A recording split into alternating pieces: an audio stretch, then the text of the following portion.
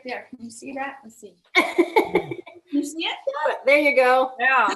Oh my. That was a big octopus. Yeah.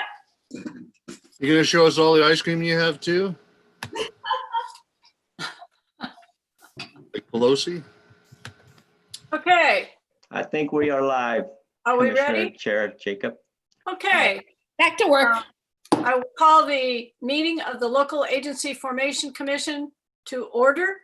And could we have a roll call, please? Commissioner Salas, Alice here. Commissioner Desmond, Here. Commissioner Jacob, Here. Commissioner Kersey, Here. Commissioner McKenzie, Here. Commissioner Willis, Here. Commissioner Vanderlyn, Present. Commissioner Wells, Here. Alternate Commissioner McNamara, Here. Alternate Commissioner Cox is absent. Alternate Commissioner Kate is absent. Alternate Commissioner Locke, Here. Alternate Commissioner Mathis, Here. Good morning, Harry. Good morning, Andy. per the governor's order, we have a virtual quorum. Thank you. Joe, would you lead us in the Pledge of Allegiance, please? Yes. Gotta figure this out. Ready, begin.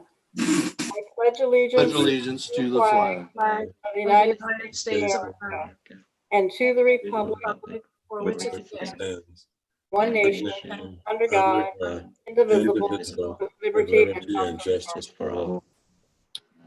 Thank you very much. Keen, review the agenda. Any changes? Thank you, Chair. So no changes to the agenda as posted by staff early last week. I do want to just take the opportunity, though, just to, again, note that we are live streaming the meeting on our YouTube page with a link provided at the LAFCA homepage. And as such, it does provide the viewing public the opportunity to participate in today's meeting, either through questions or comments. Instructions on how to do so for the public is available on the face sheet of our agenda. And Chair, just because there's a 3 to 5 second delay, as I understand it on the YouTube page, we will pace ourselves a bit as we go through the items that require some public comment. So with that said, we are good to go, Chair. Thank you. Next on the agenda, public comments. Anyone that wishes to address the commission on anything other than what's on the agenda? Tammy, did we have any registered persons for public comment? No registered speaker comments received. Okay, and Erica, any emails coming in? Let's see. No live email comments. We're good to go, Chair. Thank you. Next is the consent agenda. Commissioners, anyone want to pull an item off the consent agenda? Move to approve. Desmond. Thank you. Is there a second? I'll second. Okay. There's a motion, a second to approve the consent agenda. That's item 5, A, B, C, D, E. We'll have a roll call vote, please. Commissioner Vanderlyn, Yes. Commissioner Jacob, Yes. Commissioner Kersey, Yes. Commissioner McKenzie, Yes. Commissioner Willis, Aye. Commissioner Salas, Aye. Commissioner Wells, Yes. Commissioner Desmond, Aye. 8 in favor. The motion passes. Thank you. Item 6A, Keen. Thank you, Chair. So item 6A, and as the Chair and others can certainly attest to, is a rather significant capstone proposal before the Commission that has been years, if not at this point, decades in the making. A proposal that seeks the Commission's approval today, among other things, to go forward and form a brand new dependent fire protection district that would cover most of the unincorporated area of San Diego County. And in doing so, Commission would serve as a new home for the County Fire Authority. And should the commission proceed with an approval, and we're going to get into the details certainly in a bit, it would mark this rather seminal evolution of the County Fire Authority over its relatively brief life. And under the LAFCO Lenses Commission, you would be transitioning this agency from being a organizer and funder of fire services to an organizer, funder, and deliverer of fire services. And again, that last part, deliverer of fire services, is a big deal in LAFCO law. It's such a big deal that we're going to actually break up our staff presentation among two staff members.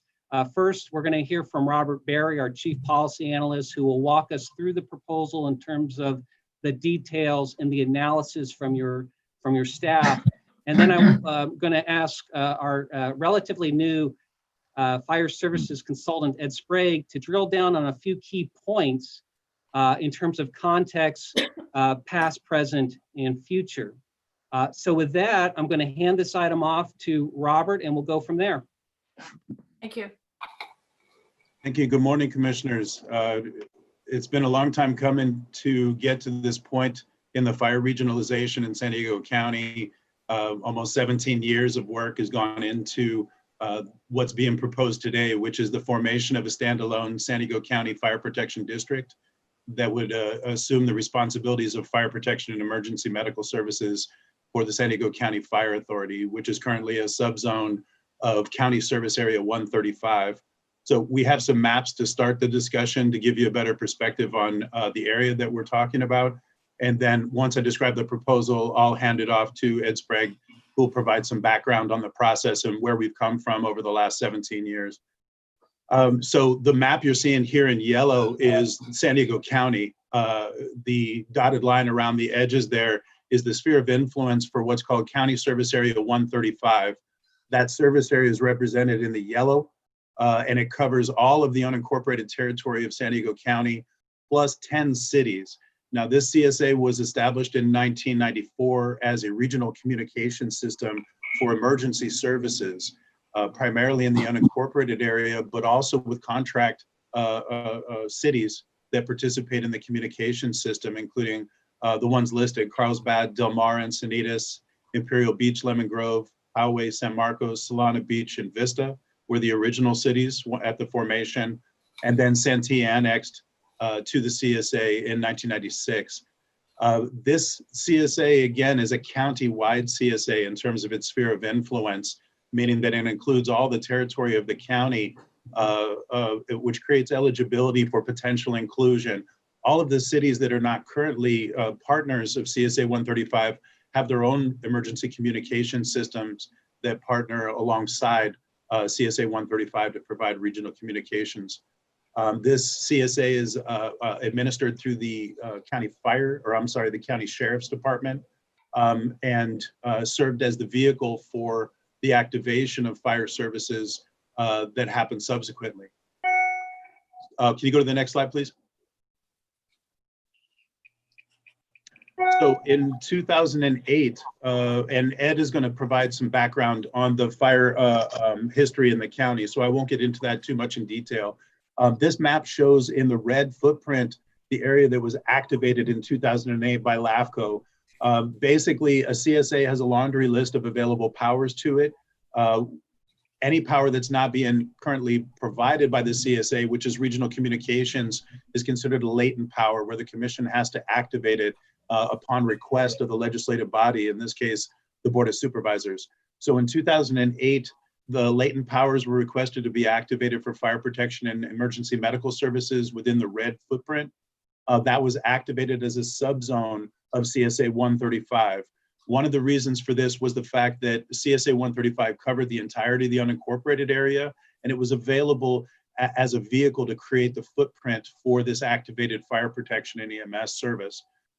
This was a total of about 942,000 acres that was activated at that time in 2008. And that is what was or is known as the San Diego County Fire Authority, as opposed to the subzone of CSA 135. What was created at that time was a coterminous sphere of influence, meaning that the boundary of the sphere was the same as the service area that was activated. There's no additional territory included. This creates a situation where if there's going to be an expansion, it requires a concurrent sphere of influence expansion and approval by the commission. So moving forward, could you go to the next slide, please? So here we are in 2020. So since 2008 with the activation, the county has embarked its hybrid plan, which was the regionalization of unincorporated services.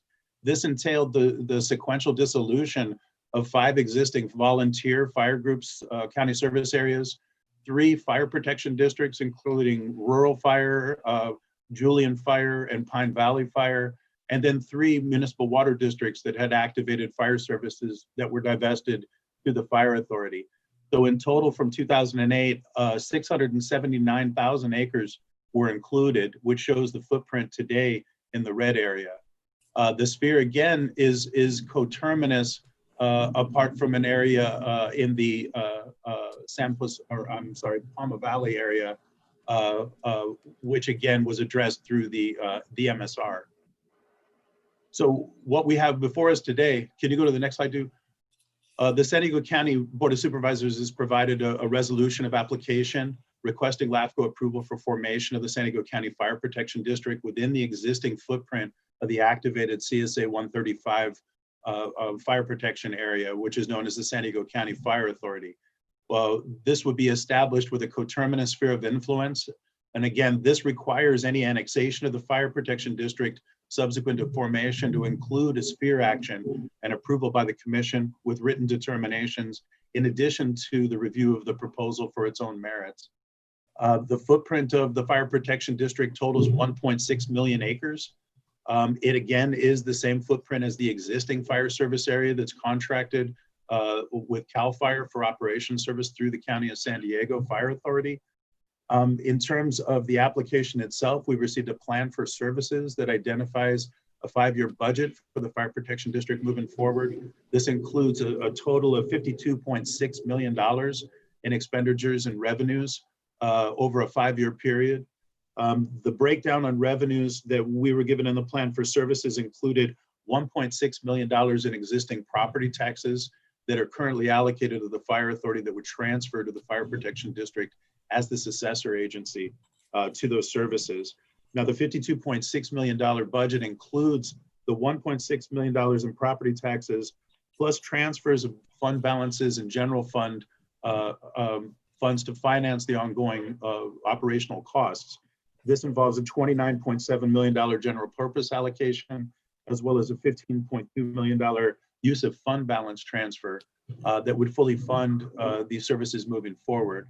Now, under the government code, when we're forming a special district, LAFCO is the responsible agency for conducting the property tax exchange and establishing the property taxes to be transferred to the new district to be formed. Under this circumstance, we've worked with the auditor to address the affected taxes that would be transferred automatically as a successor agency. In addition, we've spoken to County of San Diego staff with their intention to move forward with property tax changes as the taxing body, as well as the legislative body for the fire protection district to fully fund the district moving forward and to provide dedicated allocations within the property taxes that currently go into the county general fund. So within the 1% property taxes, the overall goal for the county moving forward is to establish a baseline of a 5% allocation that's dedicated for fire services in the unincorporated area. Now, given that we had moved this proposal forward to your commission for approval, the property tax discussion is going to occur following the formation once the county is in the position to determine the property taxes to be allocated to the newly formed district. So following this hearing, we would have a protest hearing because the area is considered inhabited, meaning it has more than 12 registered voters, approximately 24,000 voters over the 1.6 million acres. Following the protest hearing, and any terms and conditions that were adopted, we would record the proposal. The recordation would become the effective date of the fire protection district. And then moving forward from there, the county would operate again as the legislative body, as well as the local taxing authority, to work out the ongoing property tax allocations at a future point. So the staff's recommendation is for approval of the proposal as submitted. We don't have any modifications recommended, and we are recommending standard terms for the proposal with the identification of the fire protection district as the successor agency to the divested fire protection and emergency medical services of CSA 135. So Ed is going to provide some background on the fire protection history since we've started this in 2003 with the first fire event. And I'm also available if there are any questions. I do have questions, but shall we, Mr. Sprague, speak first, or? Yeah, Oh, let's wait, Barry. And I'm sorry, and just to recap, under the Environmental Quality Act, this proposal is exempt under the Class 20 exemption, where we're not establishing any new areas where services are not presently exercised and authorized. We are basically replacing the existing boundary of the fire authority with the newly formed FPD. CEQA has a categorical exemption for that purpose, meaning that no new services are being activated and no new territory is being served that wasn't already being served. Thank you. Thank you. Ed? Good morning, Madam Chair and Commissioners. Ed Sprague, and they leave it up to the old guy to talk about history. So Good to see you again. Good to be back. Good to be back. Thank you so much for allowing me the moment just to kind of put in perspective. Can we go to slide 8 if possible? Just to kind of give you a historical background associated with this, I think we're all well aware of the fact that when a fire event occurs down here in San Diego County region, we can't ask for help. Not being facetious, can't ask for help from the west side, or not necessarily so much from the south end, right, from Mexico. And Imperial Valley doesn't have a whole lot of resources to pull from. They're very busy and lightly populated. So most of our resources come from the north. So when we break a wind event, such as Santa Ana winds, oftentimes these fire events occur north of us. So there's fires in San Bernardino, Riverside, Ventura, LA, and they start sucking resources. In fact, it's very common for us to share resources northbound.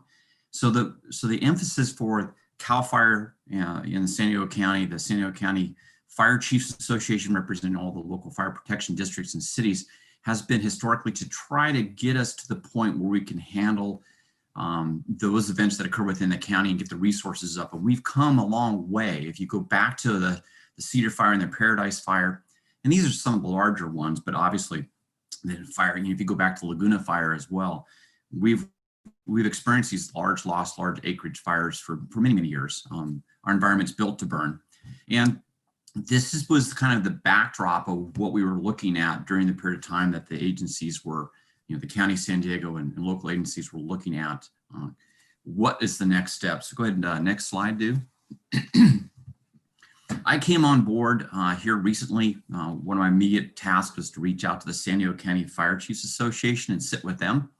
And so I've been attending their meetings since about the May period of time. Also, the preliminary staff report reviewing this went out to the San Diego County Fire Chiefs about the July period of time. So I've been receiving input from them, answering questions, clarifying issues. But to kind of put in historical perspective, it's not just the big fire that we're concerned about. We're also concerned about how we service the customer in those neighborhoods, those residents of our districts. So we want to concentrate on those medical aids, the surface street traffic collisions. To give you a kind of perspective, the conversation probably started well before this, but you look back in 1973, the county establishes a fire protection committee, and it starts to organize support for the CSAs back there and the volunteer organizations. Many other things were occurring, but this is just some of the snapshots out there. 97, LAFCO formally started to research this and issue some preliminary reports called the Funding of Fire Protection Services, February 1999. During that period of time, the county came out, looked at studies. We also did a macro study, a micro study, hybrid study, all kinds of studies. Real good participation by all those members involved: San Diego County Fire Chiefs Association, the San Diego County Board of Supervisors, County Fire Authority when they came on board, etc. 2004, San Diego County voters approved Proposition C, which was the effort to consolidate the backcountry agencies into one singular organization. And then 2008, LAFCO approves the proposal for CSA 135 to activate its latent powers. It was originally established, as Barry said, originally established for communication supporting the RCS. Next slide, please. So the proposal here supports the mandate of the voters demonstrated by their overwhelming approval of the Proposition C in 2004 and the desire for that. And then also the voters asked once again, did they want to see it become part of the charter, which it did, because now it's part of the law of the land in regards to the county. And CSA 135 now has the opportunity, when we pull the latent powers of fire protection EMS out, to focus on and still remain the RCS financing and governing body for the very vital 800 megahertz radio communication system for the county of San Diego, which requires some additional maintenance going forward in ongoing support, but also allows the county fire chief direct access to county leadership in order to advocate. You're going to have direct access. The Board of Supervisors sits as the County Board of Supervisors sits as the Fire Protection District's Board of Supervisors or governing board, and have direct access to the chief department, and they'd be able to have that conversation about what is the priority for our residents in our unincorporated areas of our county. And the next slide, please. So this is just represents one step, albeit one large step, but not the final step. It does allow existing city and independent fire protection districts in the county the option to annex. And I need to pause here for a second, because one of the most common concerns that was voiced by both fire protection district chief officers as well as the city chief officers was, does this represent a loss of local control? Does this represent the local agencies losing their ability to function independently as a fire protection district or as a city fire department? And the answer to that is a resounding no. During the research for this, I reached out to the Consolidated Fire Protection District of Los Angeles, better known as Los Angeles County Fire Department, which we know is a premier organization. One of the recommendations they gave us in developing this proposal was to grab the sphere of influence and make it countywide, because they said as the county fire department may grow in the future, it just makes it easier to for those lands to be annexed. We deliberately chose not to do that because it's provocative. It sends the message like we want to absorb them. Now, we want to be a good partner. Obviously, the County of San Diego wants to be a good partner, a good fire department, and the option is there. But with the sphere of influence coterminous with the current district boundaries, what we're doing is we're sending a message that if there is some desire to go forward into those areas, it will have to have a sphere of influence change. It will have several different hurdles to go through. The voters will have a voice in the area, the management of the department, the management of the city or the special district, et cetera. So what we're trying to do is establish a county fire department. Now, if you look at the third bullet point, out of the 58 counties in California, well over 40 have some kind of county fire department function, whether that's Riverside County Fire Department that functions with a contract at CAL FIRE, Ventura County Fire, LA County Fire, San Bernardino County Fire. We're kind of last on the train here, and this is a very common way of managing fire in the backcountry and the fire and EMS services. So it's not an unknown. We're not stepping to the unknown. We're stepping to the known, and we're coming up to speed. And it's a very proud moment, at least for me, that's been in the fire service for over 3 decades. But it also sets the stage for us to revisit the macro and the micro reports and get a chance to look at the County Fire Protection District in its current, its future form, if it gets approved by the commission today and goes forward, and look at where we're going as a county, hand in hand with local agencies for the next 20 years and see what we're doing. So that's the end of my report. Thank you, Ed and Robert. Chair, so that's the bulk of the staff presentation. I know that there are going to be some questions from the commissioners. I was hoping, though, Chair, if we could open up the hearing now and check in with County Fire Chief Tony Meacham. I know Tony has a tight schedule this morning, but wanted to address the commission if that would be okay. Certainly. I'd just like to make one correction. On the first slide, it said 1973, the county formed this fire committee. It was 1993. I think that's just a typo there, but anyway. Copy that. Chief? Good morning, commissioners. I'm joined this morning with Herman Reddick. We just wanted to take a minute and thank the LAFCO staff for all their cooperation and incredibly hard work getting us to where we're at today. This has been a long road coming, as I think you've seen in the staff report. We're excited to move forward as a fire protection district. There is two issues I'd like to specifically comment on. The first one is the property tax exchange. As we researched the requirements of the property tax exchange, it was not required to be done as a part of this application since the current territory was not changing. Therefore, the property tax exchange will be an internal discussion between the department head, Herman, and myself, and the auditor controller about whether the county wishes to use general purpose revenue or property tax to fund the services of the fire district. So it's really an internal county funding. The second is I've met with a lot of other fire chiefs, certainly heard that the concerns about, kind of how quickly the fire authority has grown. Therefore, we wanted to move forward with the current coterminous boundaries of CSA 135, or the fire authority, not CSA 135, as the boundaries of the district, and our sphere does not extend into any other agency. Therefore, any additional adds to the fire protection district would have to go through the LAFCO process. And Herman and I will remain on the line, Chair, for any questions from the commissioners. Thank you. Thank you, Tony. Appreciate it. Any questions by commissioners before we go to the public speakers? If there are Yes. any. Yes. Barry? Yes, I do. Just one question for Ed, and then one couple questions for Robert. Ed, so I take it by what you're saying there is that since there are over 40 counties that have this designed this way, that we're really running behind the curve here. Yes, sir. Yeah, that's true. I'm not implying that it necessarily damaged our ability to provide the services to the back country and the residents that live there, but it is something that has been out there for many years and the concern of local chiefs. And then Robert, so I understand what a lot of work you guys put into this. So thank you to everybody that was involved with this. It's amazing.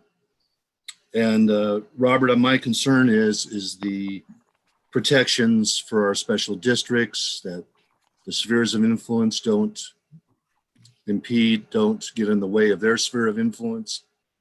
That if it does say on page 5 that they have the ability to directly annex incorporated lands.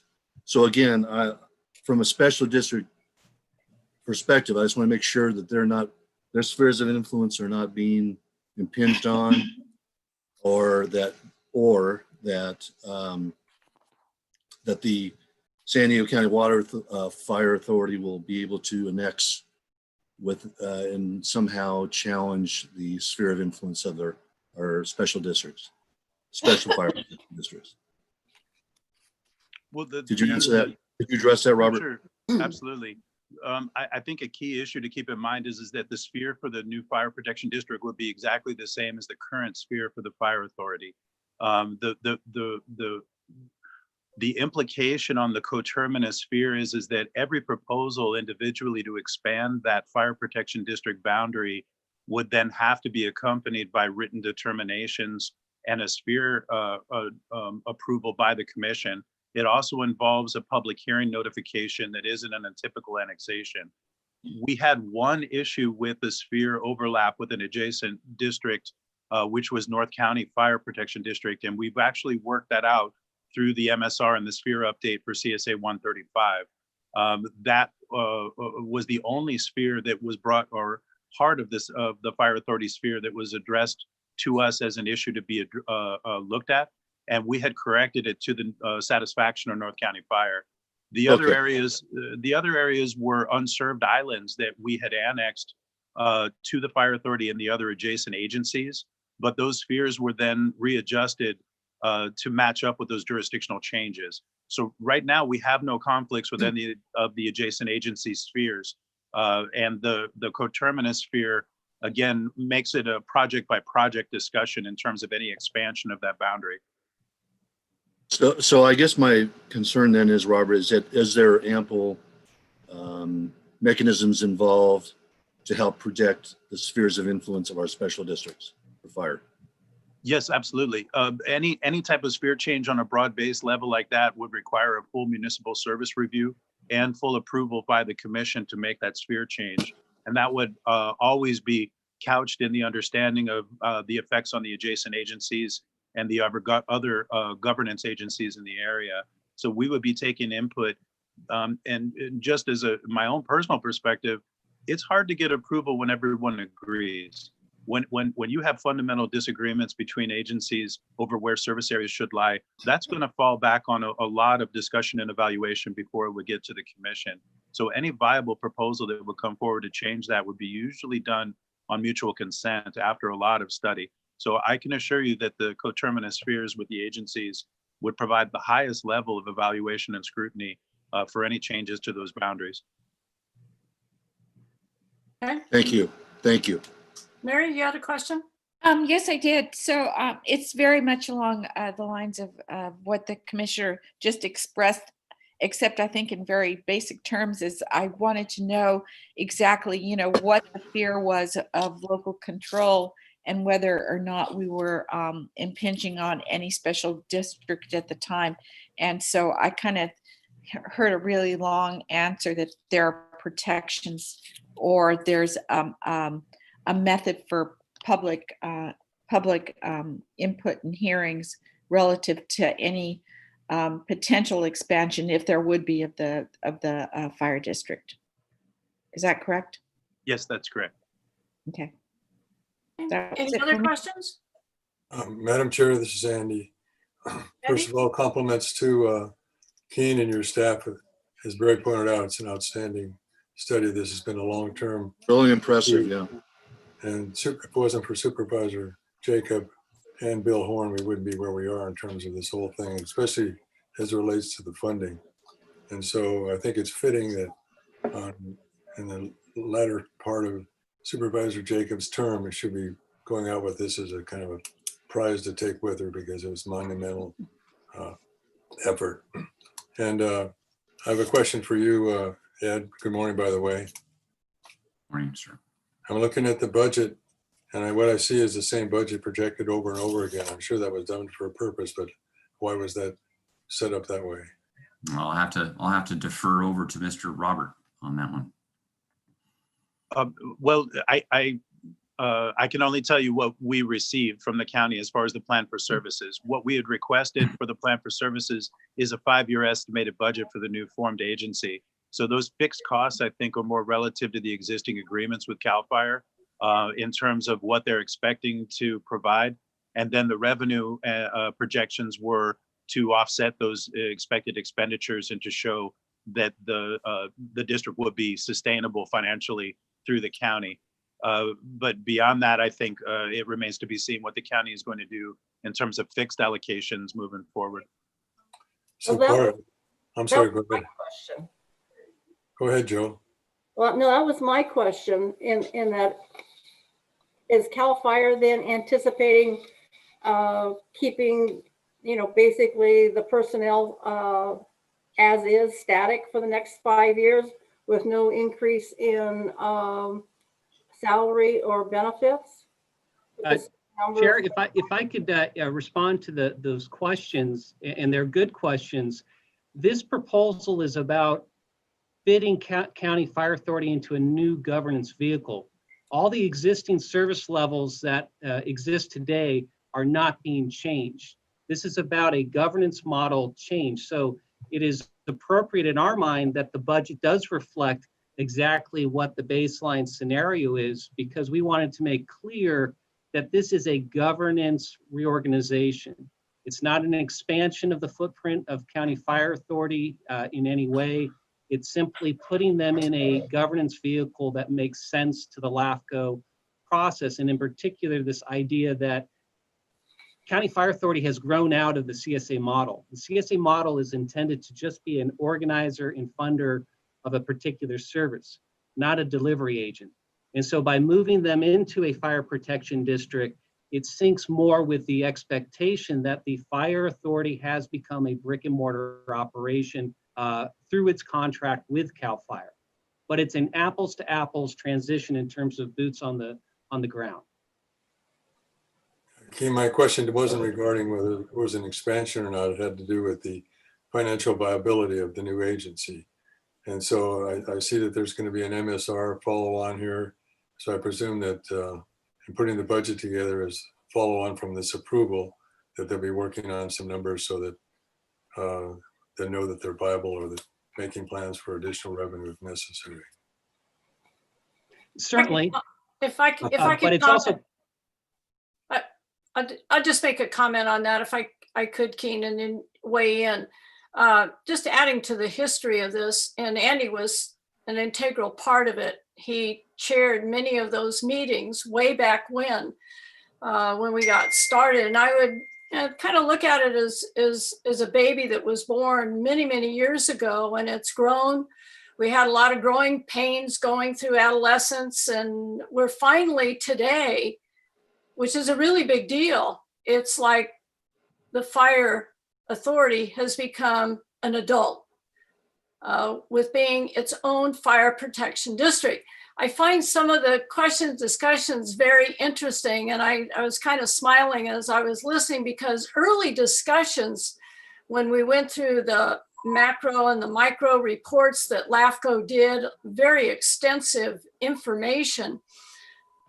I particularly, and Horn too, because we're the two county recs, really got hammered on by the fire chiefs and all the other districts saying, county needs to fund this. You need to put $25 million a year into this. And why aren't you doing this? And why aren't you stepping up to the plate? And so from there, in that discussion to where we are now, and the county's put we're over 50 million annually in it. And that number has been going up.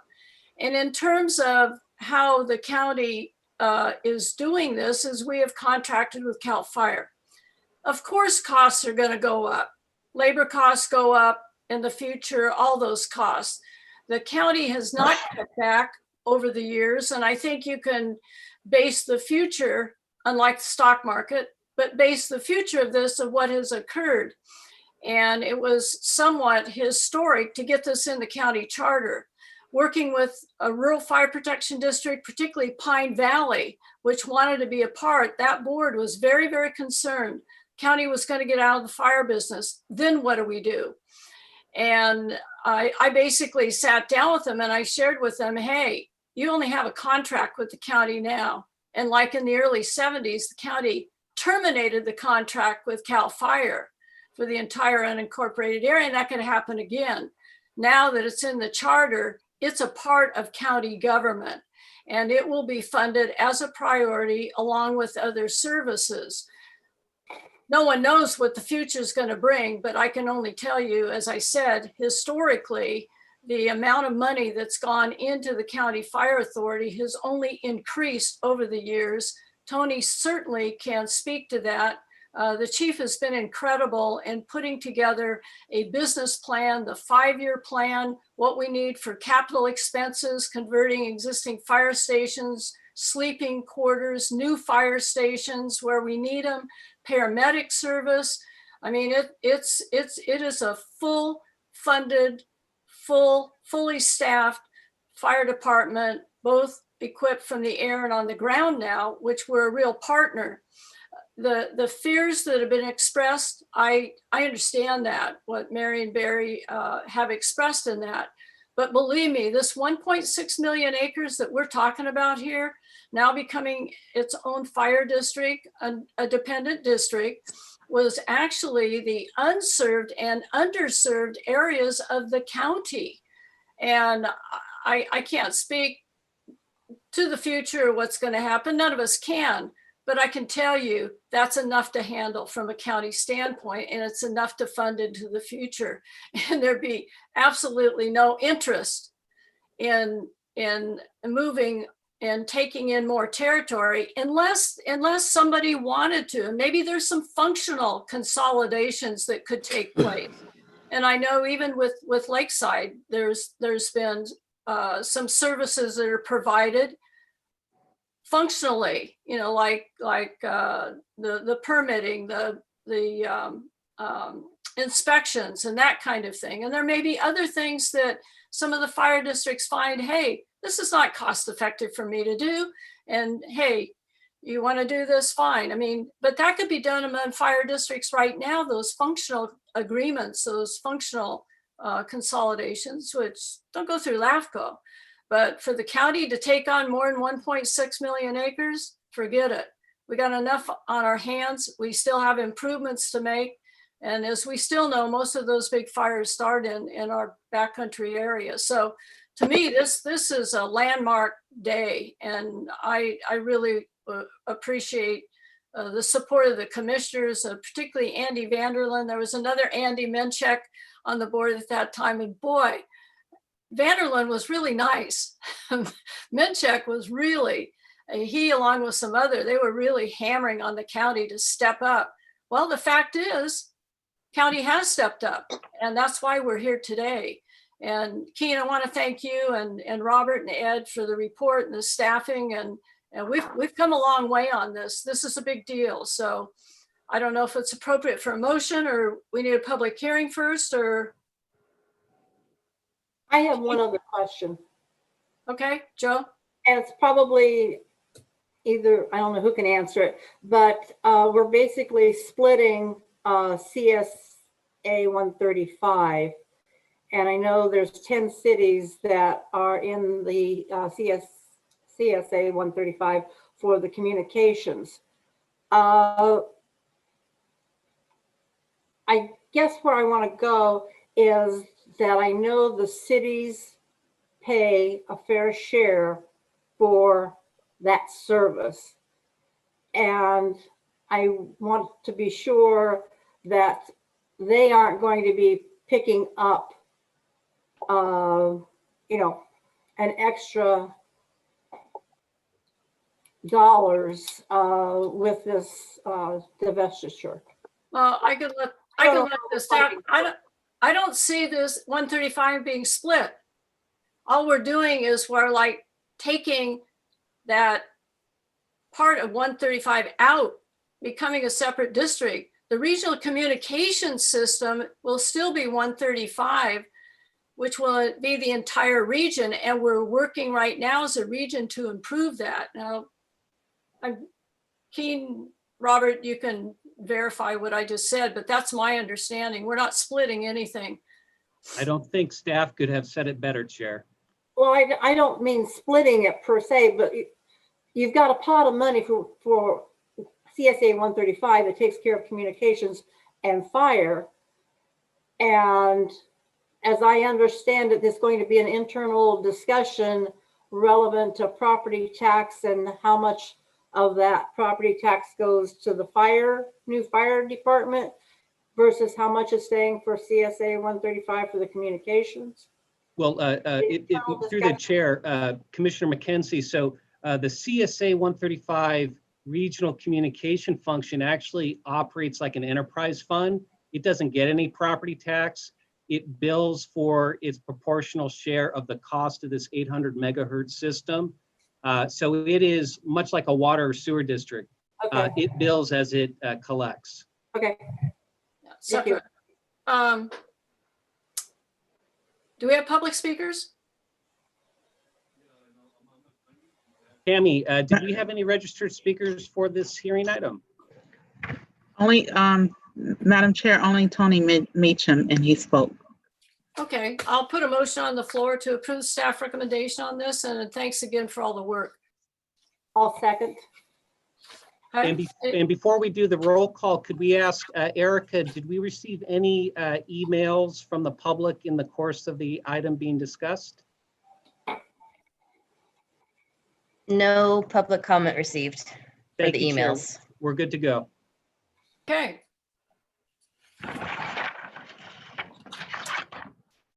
Call for the vote. Commissioner Desmond, Aye, and congratulations, Diane. I know you put a lot of hard work and effort into this, and well deserved. Thank you. Commissioner Wells? Was that Willis or Wells? Wells. Yes. Commissioner Salas?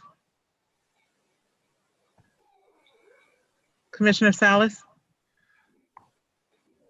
She's on mute, I think. Mary, are you on mute? We She may might be be on having a mute. I'll come problem back. with her feed. We'll come back. Commissioner Willis? Aye. I said Commissioner yes. McKenzie? No. Did you hear me? Yes. Are you, Yes. My vote is yes. Commissioner McKenzie? Yes. Commissioner Kersey? Great work, everybody. Happy to vote yes. Commissioner Jacob? Yes. Commissioner Vanderlin? Yes. 8 in favor, 0 opposed. The motion passes. Thank you. If I may. Move on to item, Andy, I'm sorry. Sure, yes. Yeah, what was the tone of the fire chief's discussion about the formation? Question to me, sir? Yeah, what was the tone of the fire chief's discussion you had regarding the new fire district? Again, the concerns that were raised by the fire chiefs were essentially the same that were raised today during this meeting. Was what does it mean to us? Does it mean that we're going to lose independent control, being an independent fire district or a city? What are the intentions? There's always that kind of suspicion that you're going to be eaten by the Borg. And I came back to them on multiple occasions, and I had Tony in there with me on a couple times, and said, that's not the intent. The sphere of influence is coterminous with the current boundaries. And as the chair, Jacob said, when you're talking about 1.5 million acres plus, the county has its hands full as it is. Let's concentrate on making the county fire authority what it should be and where it's going, as opposed to expanding into other areas. So you felt reasonable support for the go-ahead? Absolutely, absolutely. The meeting, I had the last meeting October 1st, Thursday, October 1st, with the full San Diego County Fire Chiefs Association board and membership, and clarified a couple questions and addressed all the issues, and told them it was going to be here Monday morning the 5th, and please chime in, either get a hold of me, drop an email, or participate in the meeting. And you could see by the fact that I think all concerns have been addressed at their level, and they're good to go, and they chose to step out. Thank you. And Robert, I guess this is the question for you. Someone said that there was one change in the SORI in North County. Was that piece in Duluth? Yeah, we work with Steve Abbott at North County Fire to correct the sphere as part of the sphere update in MSR for CSA 135. There was an overlap of the sphere into North County Fire. I think it was based on some previous discussions. So we realigned the sphere to be coterminous with the agency boundaries, and that satisfied North County's fire, satisfied their concerns. Okay, then. So they are covered then. Yes. Okay, thank you. I just want to say one more comment. Andy Vanderleen, since he chaired many of these meetings, which were not easy meetings to chair because there was some contentiousness, shall we say, during this whole process over the years. But Andy, you were the steady hand. You were the voice of reason and really cut through and made a huge, huge difference in your leadership as chair of the LAFCO Commission as we move forward. And I want to personally and publicly thank you for that. A lot of good work done. Thank you. I would It's a only pleasure. add to what Ed said. The answer to the question is, what does this mean to the other fire districts, including the city fire departments in the region? It means that the county is an equal partner in fighting a major fire event and also in any kind of an emergency. And mutual aid, as we know, is very important. Having that partnership to try to get those fires out fast while they're small is extremely important. And even when we have to fight the big ones, and we've seen a couple of incidents of that. So I want to thank the commissioners for your support of this. It's a big deal. We'll move on to other public hearing items. The next one is item B. Thank you, Chair. I'm going to ask Robert to introduce the item and provide the staff presentation. Robert. Thank you. Thank you, Madam Chair. Commission members, this proposal is a reorganization involving concurrent annexations to the Rincon Del Diablo Municipal Water District and their wholesale water providers, the San Diego County Water Authority, the Metropolitan Water District of Southern California.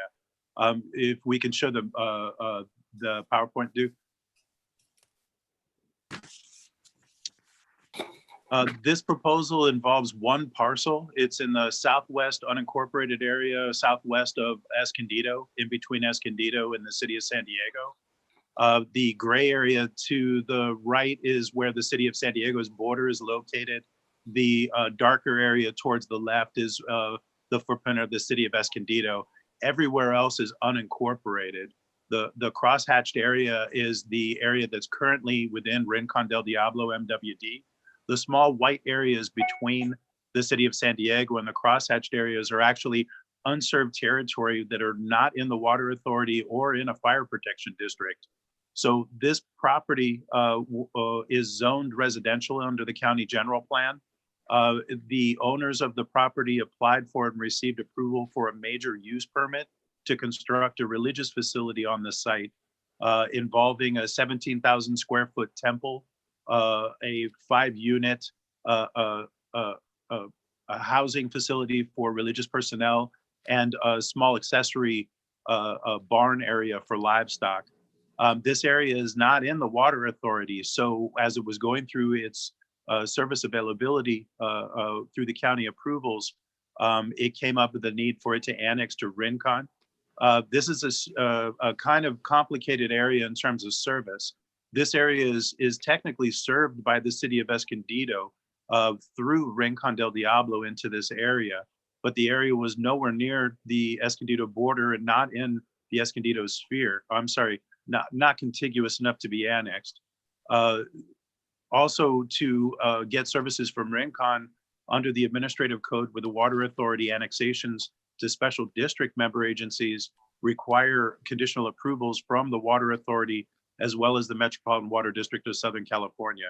So in addition to the major use permit for the religious facility and residential zoning, applicant had to get conditional approvals from the water authority and Met before they came back for the LAFCO actions. Met and CWA have both provided conditional approvals for annexation of this property. Rincon has indicated that it can provide service and is willing to annex. So the proposal involves an annexation and concurrent sphere amendments to include the property in Rincon Del Diablo, the County Water Authority, and Met. The property will be served septic systems for wastewater services. That's not proposed to change. What we did notice is part of this proposal, Rincon Del Diablo contracts fire protection services as an activated power with the city of Escondido in an area that's smaller than their agency called Improvement District E. The area surrounding this annexation area is in Improvement District E. This property is not in a fire protection provider. So as part of the annexation to the MWD for water services, we're recommending a modification to include an expansion of that improvement district to establish fire protection services within IDE of Rincon, consistent with the other territory that's currently within Rincon and receiving fire services through Escondido. We have another modification that we're requesting approval for. It's a small map and I apologize, but there's a roadway that actually runs right through the left side of the parcel. It's a right of way on paper, but it's not part of the assessed area of the parcel itself. So rather than creating a corridor of an island of territory, we're recommending that your commission modify the proposal area to include that right of way, as well as the adjacent right of way to San Pasqual Valley Road or SR 78. This basically is just an extension of where the roadways are currently within Rincon and would avoid any islands of unserved area following the annexation. So the recommendation for staff is to approve the annexation to Rincon, the Water Authority, and Met, to modify the proposal to include an expansion of Improvement District E to establish fire services, and also a modification of the geographic area to include the adjacent right-of-ways, approximately 3.8 acres. The County of San Diego did adopt a mitigated negative declaration for the religious facility, which contemplated the annexation. We are recommending your commission concur with their findings and mitigations for the project as part of the approvals for the SPEAR amendments and for the annexation. And to correct myself, the SPEAR amendments would be exempt as planning activities. The annexations would be subject to the mitigated negative declaration as a responsible agency under CEQA. So your staff is recommending approval with the modifications as listed. And we have 100% consent from the landowner and consent from all of the agencies and boards affected. And that Thank you. concludes my presentation. Any questions by commissioners? Oh, Aaron, this is you, right? This is your Rincon? Yeah, it is. Okay. Yeah, So this is the property owner's gone through quite a bit as described and had to get approval by quite a few different agencies and different loopholes. And it's nice to see it coming to fruition. great. So this is a very good thing. Yeah. Good. I make a motion that we move forward with the proposals. Okay, is there a second? I'll second. Okay, there's a And, motion and a second to approve the staff recommendation. Do we have speakers on this item? Thank you, Chair. As in opening the public hearing, if we could check in first with Tammy, if there's any registered speakers, and then Erica, if there are any email comments that you've received. No registered speakers received, Executive Officer. Thank you. Then if there's no further discussion, I'll call for the vote. And no live email comments were received either. Thank you. We're good to go. Thank you. Commissioner Vanderlin, Yes. Commissioner Jacob, Yes. Commissioner Kersey, Yes. Commissioner McKenzie, Yeah. Commissioner Willis, Aye. Commissioner Salas, Aye. Commissioner Wells, Yes. Commissioner Desmond, Yes. 8 in favor, 0 opposed. The motion passes. Thank you. We'll move right along to item 6C, which is the proposed update to the agriculture and open space lands policy. It is an action item. Keen? Thank you, Chair. And I will be brief because this item is going to look very familiar to all of the commissioners. This is our proposed update to the LAFCO agricultural and open space lands policy, a policy that certainly is central to this commission's task under statute to be both in the business of promoting and facilitating orderly urban growth, but at the same time preventing the premature conversion of agricultural and open space resources. And that concept of premature certainly speaks to the commission's discretion, i.e. you choose what is premature versus orderly. And so the update that you have before you came first in draft form back in August. The commission gave discussion and feedback at that time, and then we circulated a notice of review and comment out to the general public. No comments were received. We did also do a little additional vetting with our stakeholders, Chair, and that included talking to the County of San Diego and confirming that what is before you today, Commission, would be consistent with the county's own agricultural promotion program. And we have a letter to that effect as part of the agenda packet. And just for the benefit of being clear for the public's benefit, if you could put up our second slide for this item. The underlying intent here, Commission, as we've discussed, is simply to modernize the policy. The policy right now is in 1998 form. The world has certainly changed since 1998. LAFCO has changed since 1998. So as our attempt to modernize the policy, and go ahead to the second slide, we have a number of headlining amendments. They are summarized on the screen before you. And again, they are exactly as they were and discussed back in August. Staff is certainly ready and able to go into detail as the chair sees fit. But it is our recommendation after having gone through this rather lengthy process that we move forward today as part of this notice public hearing with an approval, and that the commission set the effective date to today. And again, with the invitation to go into detail, Chair, I will turn it back to you for the public hearing. Thank you. Do we have any speakers? Madam Chair, no registered speakers for this item. Thank you. I'll go to the commission. Any commissioners have questions, comments, a Uh, motion? Keen, is this restricting use of agricultural land? I'm sorry, I'm just trying to clarify. Oh, no, not restricting. Our stakeholders would have been calling in volume on that. Okay. This Yeah, is about okay. just being clear about our expectations with respect to how we view agricultural uses in the county, and really our efforts to promote those agricultural uses, not through regulation, but through encouragement. Okay. And I just want to Hey, say, Good job, staff. Jim?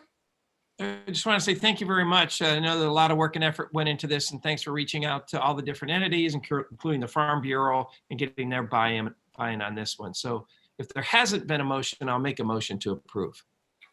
Okay, there's a motion by Commissioner Sec- Dillon. Is there a second? Second, Thank you, Commissioner Barry. Willis. Okay, And if we could check in with Erica to see if any comments were received on the fly. No comments were received. We're good to go. thank you, Chair. Erica. Okay, call for the vote, please. Commissioner Desmond, Aye. Commissioner Wells, Yes. Commissioner Salas, Yes. Commissioner Willis, Aye. Commissioner McKenzie, Yes. Commissioner Kersey, Aye. Commissioner Jacob, Aye. Commissioner Vanderline. Yes. 8 in favor, 0 opposed. The motion passes. Thank you. Item 7A, an ad hoc committee update. Thank you, Chair. So I will cover this item. And again, it's the commission's scheduled check-in on the work and activities of your 10-member ad hoc committee that you formed a few months back to help staff in the administrative reviews of these two separate but certainly related proposals filed by Fallbrook Public Utility District and Rainbow Municipal Water District to, among other things, leave the San Diego County Water Authority. And I don't think we have a slide for this, due, so we can do away with the PowerPoint.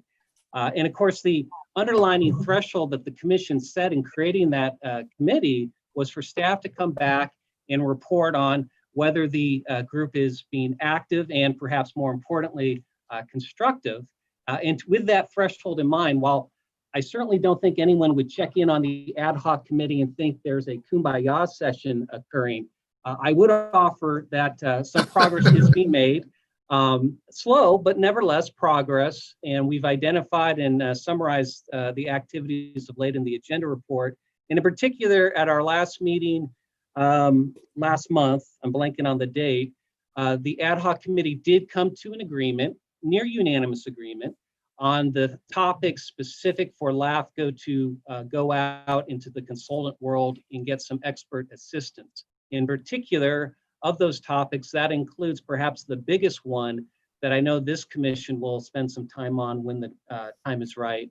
And that is what, if any, is an appropriate departure fee for Fallbrook and or Rainbow to leave the water authority. Again, it could be 0, but it could be multiple zeros. The goal is for the ad hoc committee and staff to work with our outside consultant in quantifying that number for the commission.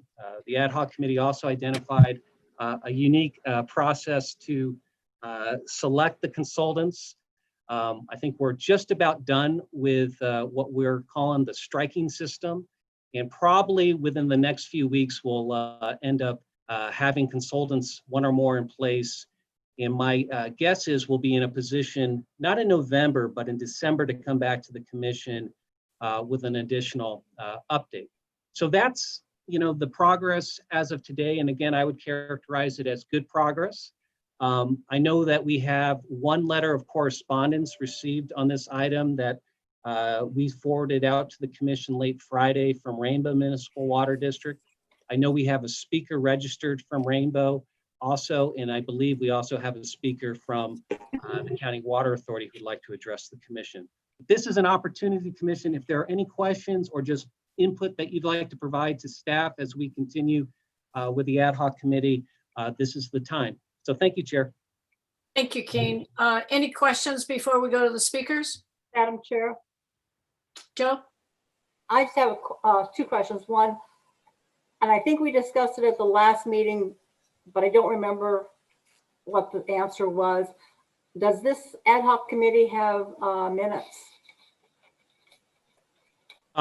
Tammy, are we, it's a good question that I know you did ask me before, and for whatever reason, I remember the question. I don't remember following up, so I apologize. Tammy, are we doing minutes for the ad hoc committee? Yes, we are, Executive Officer. So we can, Make those available to the commission? Yes. Yes, I would like a copy also, please. so we will put those minutes on the website. And also for those who love the details, we video record the meetings as well. And those I know are up on the website too, but we will get those minutes up. Thank you, Commissioner McKenzie. Okay, and then my second question is relevant to the consultants. I kind of read how they were going to be picked, but how was the initial list and how many, is the ad hoc committee, trying to go through and come up with their one or two? So LAFCO staff with Commission Counsel's assistance came up with the pool of applicants for the ad hoc to look at, and the ad hoc committee agreed that the 4 subject agencies, Water Authority, Rainbow, Fallbrook, and Eastern, would have the ability to vet and ultimately select the consultants through a rather ingenious striking system that your Commission Counsel came up with that surprisingly all sides agreed to. It was a good win for us. I have a question. Eric? Keen, since the departure fee is probably the biggest issue, are you using consultants on this? Yes, so that's where we are right now. We're going through the process with the subject agencies of finalizing one or more consultants. We know we have one consultant at least for 2 topics that have been identified. We're finishing the process to determine whether that one consultant will cover the 3rd topic or we'll have a second consultant, but we're right in the middle of that right now. Okay, thanks. Thank you. Any other questions? We'll move on to the speakers then. Madam Chair, I have Hayden Hamilton and Gary Croucher. Okay. Mr. Hamilton, why don't you? Okay. Good morning, Commissioners. My name is Hayden Hamilton. I serve as the Vice President of the Rainbow Municipal Water Board District Board of Directors. Last week, I sent a letter to you in reference to comments read into the record of the August 3rd, 2020 LAFCO meeting on behalf of Gary Croucher, Chair of the San Diego County Water Authority. You should have this letter in your packet of materials, so I won't recite the information in the interest of time.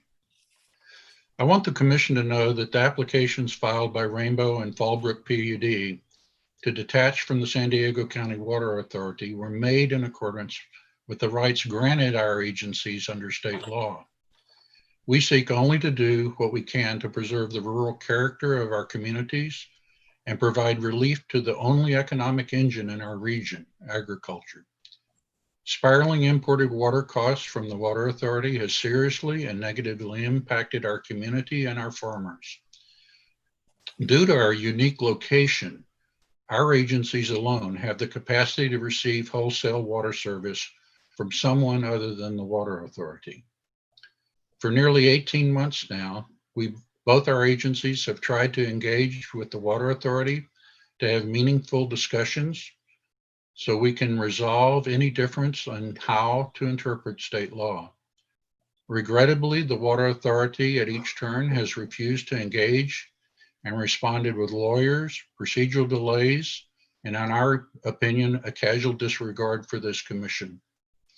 However, Mr. Croucher crossed the line when he made the ludicrous assertion that somehow our agencies are troubled. Nothing could be further from the truth. Rainbow has received the highest accreditation a special district can get, the District of Distinction recognition by the Special Districts Leadership Foundation. This accreditation has been awarded to only about 1% of special districts statewide, and only 7 districts in San Diego County have achieved this recognition. Normally, excuse me, normally we would have let these sorts of comments go unanswered. But in this situation, where the leader of the Water Authority, Mr. Croucher, attempted to publicly smear our reputation, I felt compelled to publicly refute his baseless comments here today. As our general manager has told this commission on several occasions, it is our sincere desire to resolve any disputes with the Water Authority before our applications come before the commission for a consideration. We stand ready and willing to engage in the process, but unfortunately, the Water Authority appears committed to the unproductive path they've been on for so long. We regret this and look forward to meaningful discussions as the processing of the applications continue. Thank you very much. Thank you. Our next speaker, please. Mr. Croucher, please go ahead. Sure, this is Gary Croucher. Good morning, Chair Jacob, Mr. Simons, and LAFCO staff members of the commission. I'm Gary Croucher. In addition to representing Otay Water District on the advisory committee, I just became, as of October 1st, the chairman of the County Water Authority, and I speak to you in that capacity. I asked to speak so I could talk to you directly about the comments made at my comments made at the commissioners meeting on August 3rd, and then the comments just made by Mr. Hamilton. I want to make one thing very clear. Nothing is personal about this for me, the Water Authority staff, or the Water Authority Board of Directors. We hold no animosity for these agencies, their managers, or their board members. To the contrary, it's my hope that when we're all done with this, both agencies can remain part of the Water Authority and the San Diego County region. As to the merits of my prior comments, I think the commissioners were able to read it. It sounds like it was supplied to you again today, but maybe I should have said had rather than has within problems. But I think it's, I still stand by the comments within that as it was a simple request that the commissioners take a look at the 2014 and 2015 deal report from staff that was done on the consolidation related to these two agencies. And the reason I ask for that is because there's several things within the report that was done by staff.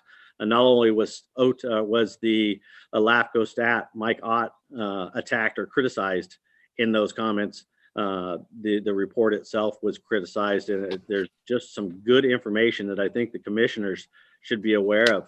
There's the report on December 19th, 2014, just that one document alone, I think if the commissioners take a look at it, it would be helpful for them just to understand the process with these two agencies. The only other point I'd like to address is the continuing notion that the Water Authority has refused to meet with Rainbow or Fallbrook to cut some type of deal with them. All I can say is I wish it was that easy. Some of you know that I just retired from CAL FIRE as a division chief, assistant chief for CAL FIRE San Diego. I'm also past chair of the Special Districts Advisory Committee to LAFCO, also the past chair of the East County Fire District's rep to County EMS, and I was chairman of the San Diego County Fire Chiefs Equipment Committee, and I'm currently the chair and president at Otay Water District. I've been involved and participated in both state and homeland security programs through YOASI and SHISCAP, and I have a long history of successfully working on complex issues and personalities in dispute resolution.